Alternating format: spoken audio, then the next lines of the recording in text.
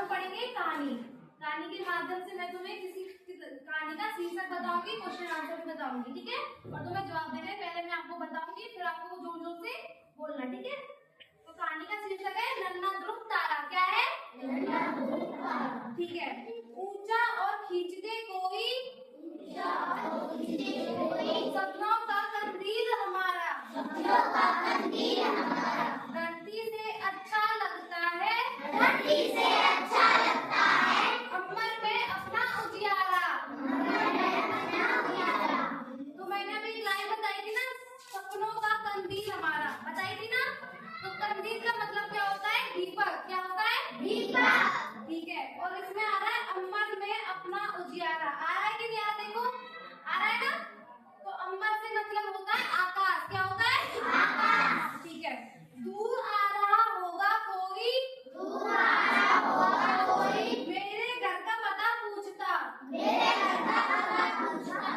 उसे भटकने से रोकेगा, यह मेरा रंगीन सितारा। तो यहाँ पे रंगीन सितारा किसकी बात हो रही है? ध्रुव तारे की। नन्हा ध्रुव तारा भी बताया था ना। कहानी का शीर्षक किसकी बात हो रही है इस कविता में? ध्रुव तारे की। किसकी? ध्रुव तारे की, ठीक है। ऊंचा और खींचते कोई, सपनों का कंदील हमारा, चंद तीलियां थोड़ा कागज, एक दिया छोटी सी बाती। देख देख बोलो, सब मिलकर के दूर करेंगे, धरती पर फैला अंधियारा। अंधियारे का मतलब जानते हो?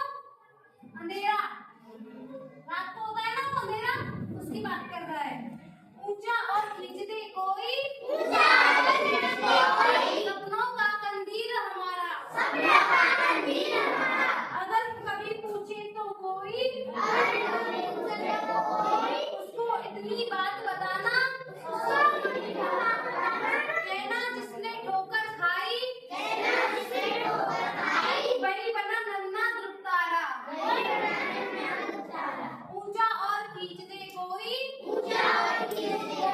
सपनों का कंदील हमारा, धरती से अच्छा लगता है, अम्बर में अपना उजियारा। ठीक है, अब सबने सुन ली कहानी, ठीक। कविता अब बताओ, तो इसमें इस कविता में किसकी बात की गई है? किसकी बात की गई है? ठीक है। और जो सपनों का कंदील, अभी मैंने बताया ना, कंदील का अर्थ क्या होता है? क्या होता है? अच्छा, और अम्बर को क्या बोला था मैंने? वेरी गुड, ठीक है। आजा, कोई एक सुना। तो आपको ये कविता कैसी लगी? अच्छी। और इसमें किसकी बात की गई है? ठीक है।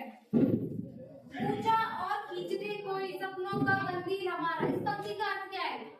कोई बताएगा? समझ में है किसी को कविता?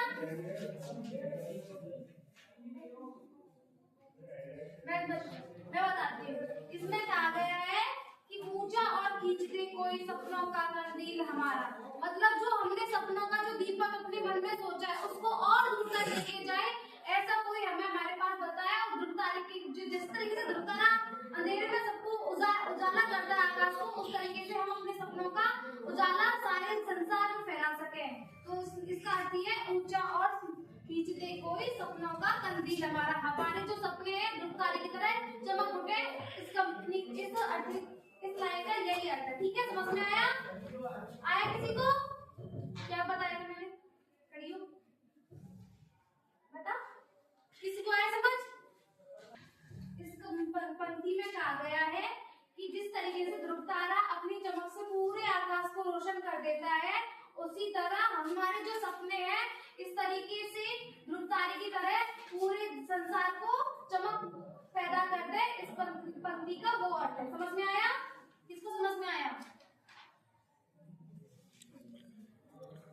ठीक है, कोई बात नहीं, मैं दूसरा आगे बताती हूँ। कविता में सपनों का कंदील किसे कहा गया है? कंदील का अर्थ क्या बताया मैंने? अब बताया था ना। पीछे देखो, दिख रहा है इसमें, सितार बोलो। कंदील का बताया था ना अभी मैंने, सपनों का कंदील क्या बताया था? क्या बताया था? दीपक। Very good. और अंबर का क्या बताया था? Very good. चलो, और किसी को एक और कविता आती है? किसी को कोई कविता आती है? छोटी छोटी कविता सुनाई सुनी होंगी बचपन में। कौन सी कविता आती है? आ जाओ यहाँ सुनाओ।